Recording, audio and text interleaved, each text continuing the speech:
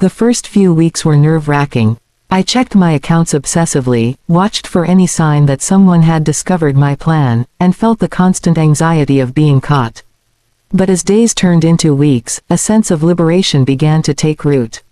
I could finally make decisions without guilt, without interference, without anyone treating my success as something owed to someone else. I started small, buying things I had wanted for years but had put off.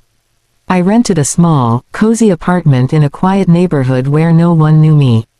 I began investing in my own future, taking courses, and planning trips that were just for me. What surprised me the most was how freeing it felt to remove the toxic influence from my life. My parents and sister didn't know where I was, and I felt the first real sense of independence I had ever experienced. I realized that the $620,000 was more than money, it was a symbol of my freedom, a tool to build a life on my own terms. I didn't need anyone else's approval, and I certainly didn't need to be guilted into giving up what I had earned. Eventually, I started feeling more confident and in control. I wasn't running forever, I was just stepping away from a situation that would have stolen my joy. I knew I had made the right choice when I noticed that the constant tension and emotional blackmail had disappeared from my life. For the first time, I could enjoy my winnings without fear or resentment, and I could focus on myself rather than trying to satisfy a family that saw me as a bank rather than a person. In the end, disappearing wasn't about avoiding responsibility, it was about reclaiming it.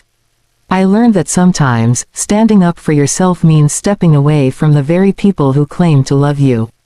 The $620,000 was more than just a win, it was a catalyst for my independence, my happiness, and my peace.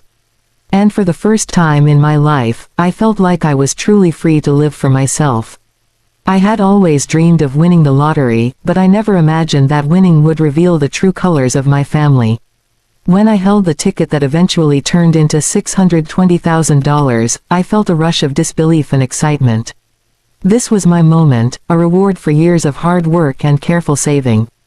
I pictured the freedom it could bring, the bills paid off, debts cleared, maybe even a new start in a city where no one knew me. But reality hit me faster than I expected, and it wasn't what I had hoped for. The first hint of trouble came when I told my parents about the win. Instead of the warm congratulations I expected, I was met with expressions that blended envy, greed, and entitlement. My sister, who everyone in the family treated as perfect, the so-called golden child, immediately positioned herself at the center of the conversation. My parents, without a second thought, told me that I had to share my